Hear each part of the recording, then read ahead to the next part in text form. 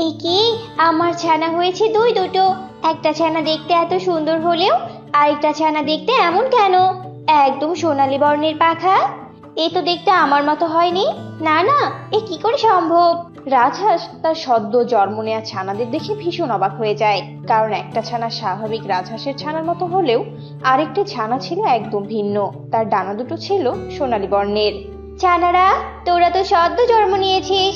আয়, তোদের আজ আমি নদীতে সাঁতার কাটতে নিয়ে যাব। সাঁতার কাটতে যে ভীষণ মজা।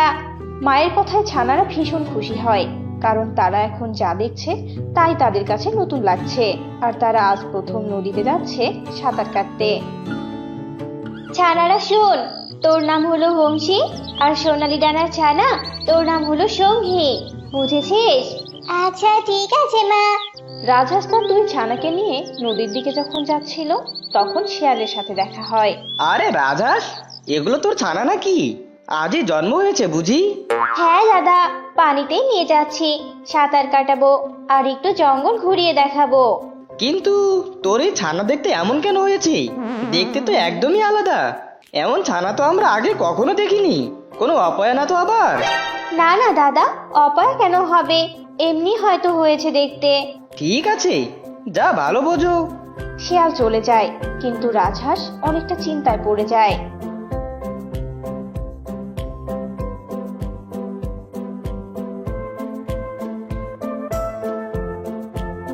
ছানারা, এই যে নদী, আয় আয়, তোরা ডানা নাড়িয়ে সাঁতার কেটে নে। বংশী মায়ের কথা মতো সাঁতার কাটতে পারলেও সঙ্গী কিছুতেই সাঁতার কাটতে পারছিল না, বারবার পানিতে ডুবে যাচ্ছিল।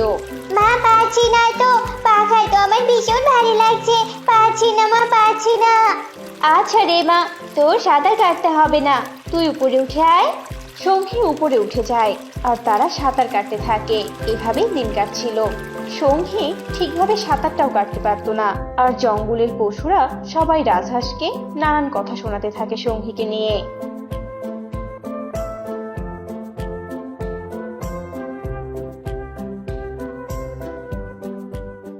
সত্যি কি তাহলে আমার এই ছানা আমার জন্য অপয়া? সত্যি, ও তো আমার মতো দেখতেও হয়নি। এমন সোনালী পাখা তো আমাদের রাজহাঁসের বংশে আগে কখনো দেখিনি। রাজহাঁস এসব ভাবতেই থাকে। এভাবেই আরো দিন কাটছিল। দিন দিন রাজহাঁসও সঙ্গীকে কম সহ্য করতে পেত, সব সময় তার সাথে খারাপ ব্যবহার করত। মা, ও মা, তোমরা বুঝি নদীতে যাচ্ছ, আমাকে নিয়ে যাবে না? আমাকেও নিয়ে যাও। এই, তুই গিয়ে কি করবে শুনি? সাঁতার তো আর কাটতে পারিস না, আর কত পশু পাখি হাসাবি? তার থেকে ঘরে পড়ে থাক। রাজহাঁস তার মেয়ে সঙ্গীকে রেখে চলে যায়। এদিকে একটা শকুন ক্ষুধার্ত পেট নিয়ে ঘুরছিল। বাবারে বাবা, যে খিদেটা পেয়েছে না, উড়েই চলেছি তখন থেকে। উফ, কই কই খাবার কই? ওই তো একটা রাজহাঁসের ছানা। যাই, আজ ওকে দিয়ে লাঞ্চটা সেরে ফেলি। শকুন উড়ে সঙ্গীর কাছে চলে আসে, আর শকুনকে দেখে সঙ্গী ভয়ে জড়সড় হয়ে যায়। কে তুমি? আর এভাবে আমার দিকে তাকিয়ে আছো কেন? বলো তো আমাকে। দেখছি তোর শরীরে মাংস আছে কতটুকু, আমার পেট ভরবে কিনা।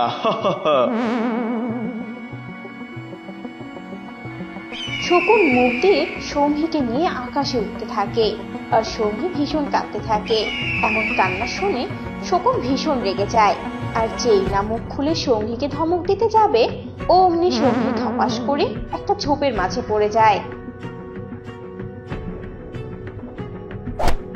আরে আরে, কই গেল গেল কই? হায় হায় রে, নিজের বোকামির জন্য এমন সুস্বাদু খাবারটা আমি হারিয়ে ফেললাম। উফ, বড্ড মিস করে ফেললাম। শকুন আশেপাশে খুঁজে কোথাও সঙ্গীকে খুঁজে পায় না। এদিকে সঙ্গী জ্ঞান ফিরে তাকিয়ে দেখে একটা ছোট্ট ইঁদুর তার দিকে তাকিয়ে আছে। কে তুমি? আমার দিকে ওভাবে ভূত দেখার মতো তাকিয়ে আছো যে? এটা কোন জঙ্গল? আর শোনো, আমি কিন্তু ভূত নই গো। এটা আমাদের জঙ্গল, কিন্তু তুমি বলো তো, এমন ঝোপের মাঝে তুমি এলে কি করে? তুমি বুঝি ঘুমাচ্ছিলে? তোমার দেখে দুটো সোনালী ডানাও আছে। দাঁড়াও দাঁড়াও, এতগুলো প্রশ্নের উত্তর আমি দিব কি করে? এক এক করে তো বলতে দাও আমাকে। এরপর সঙ্গী ইঁদুরকে সবটা খুলে বলে।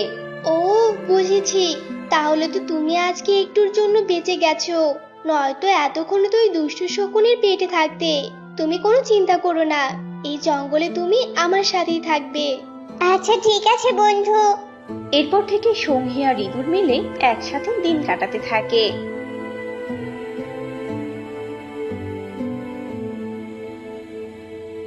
বন্ধু সঙ্গী, তুমি তো এখন অনেকটা সুস্থ, চলো তোমায় আজকে আমি ঘুরতে নিয়ে যাই।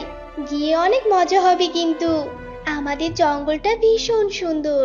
না বন্ধু, আমি আজকে কোথাও যাব না। আবার আজকে মার বোনের কথা ভীষণ মনে পড়ছে। মা নিশ্চয়ই আমাকে নিয়ে অনেক চিন্তা করছে।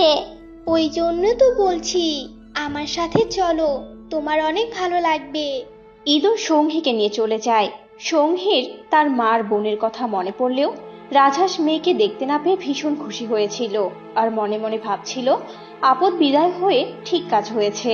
কিন্তু সঙ্গীর ঠিক ওই মায়ের কথা মনে পড়ছিল। বন্ধু ইঁদুর, সত্যি তোমাদের জঙ্গলটা ভীষণ সুন্দর। আরে আরে, ইঁদুরের সাথে তো ভালোই একটা নাদুস নুদুস হাঁসের ছানা দেখতে পাচ্ছি। এমন ছানা তো আমি আগে কখনো খাইনি। তার মানে এর মাংস অনেক সুস্বাদু হবে। একে তো আমার খেতেই হবে।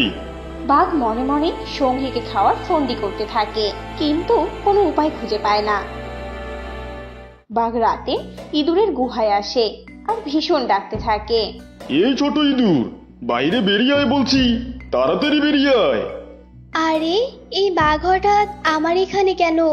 বন্ধু সঙ্গী, আমার মনে হয় এই বাঘের নজর তোমার দিকে পড়েছে। তুমি চুপ করে লুকিয়ে পড়ো, আমি দেখছি ব্যাপারটা। ইঁদুর বাহিরে বেরিয়ে আসে।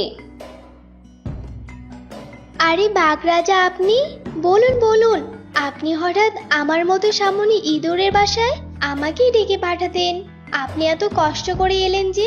হয়েছে হয়েছে, আমাকে এত খাতির দেখাতে হবে না। আমাকে বল, তোর সাথে যে হাঁসটা দেখেছি ওটা কই?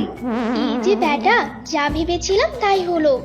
আসলে বাঘ রাজা, ও তো আমার নতুন বন্ধু, পাশের জঙ্গল থেকে ঘুরতে এসেছিল, আজকেই চলে গেছে। আরে, নিশ্চয়ই তুই আমাকে মিথ্যে বলছিস, তাই না? আপনার বিশ্বাস না হলে আপনি দেখতে পারেন রাজামশাই। থাক থাক, আর বলতে হবে না। তবে শোন, এরপর এলে অবশ্যই আমার কাছে নিয়ে আসবি। এরপর বাঘ চলে যায় আর ইঁদুর আবার গুহায় চলে যায়। বন্ধু, আমি যা ভেবেছিলাম তাই সত্যি, ওই বাঘ তোমাকে খেতে চায়। শোনো, কাল থেকে তুমি আর গুহা থেকে বের হবে না, আমি তোমার জন্য খাবার নিয়ে আসব। আচ্ছা ঠিক আছে বন্ধু।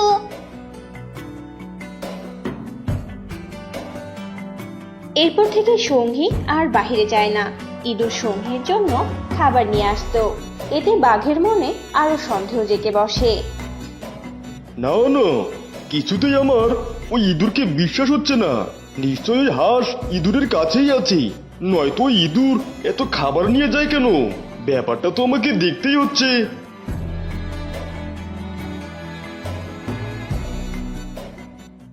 এরপর বাঘ ইঁদুরের বাড়ির দিকে নজর রাখতে থাকে আর একদিন বুঝতে পারে যে সত্যি সত্যি ইঁদুরের সাথে ওই হাঁসও থাকে। এই ইঁদুর বেটা, বেরিয়ে আয় বলছি। ও এসেছিস? তুই সামান্য একটা ইঁদুর হয়ে কিনা আমার সাথে মিথ্যা বলিস? তোকে তো আজ আমি মারবই, সাথে সাথে তোর এই প্রাণের বন্ধুকে আমি মেরে ফেলবো। এরপর বাঘ শাস্তি স্বরূপ ইঁদুরকে আঘাত করে আর সঙ্গী বাহিরে বেরিয়ে আসে। বন্ধু ইঁদুর, এ তোমার কি হলো? বন্ধু ইঁদুর, তুমি কথা বলছো না কেন? এ তোমার কি হয়ে গেল? বন্ধু সঙ্গী, তুমি অনেক ভালো, আমি আর বাঁচবো না। তুমি এখান থেকে পালিয়ে যাও বন্ধু, আমার কথা আর চিন্তা করো না। না বন্ধু না, তোমাকে ছেড়ে আমি কোথাও যাব না। আমি কোথাও যেতে চাই না বন্ধু।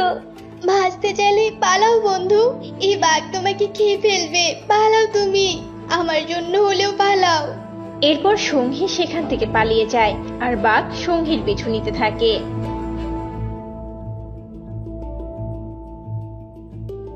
আরে আরে, এই হাঁসটা আবার কোথায় গেল?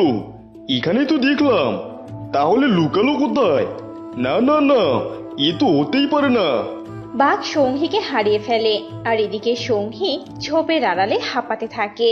আমার বন্ধু কিনা আমার জন্য নিজের প্রাণ দিয়ে দিল। তোমাকে অনেক মনে পড়বে বন্ধু, তুমি আমার অনেক ভালো বন্ধু ছিলে।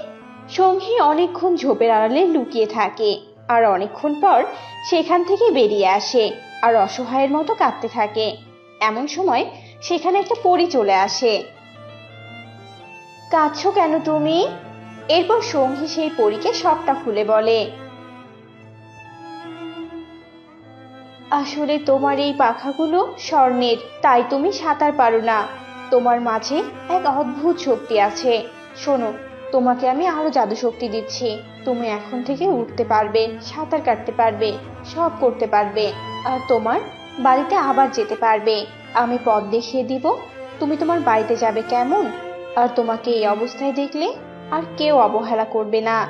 পরীর কথায় সঙ্গী অনেক খুশি হয় আর জাদু শক্তি পেয়ে নিজের বাড়ি চলে যায়। আর সঙ্গীর এমন পরিবর্তন দেখে সবাই ভীষণ খুশি হয়।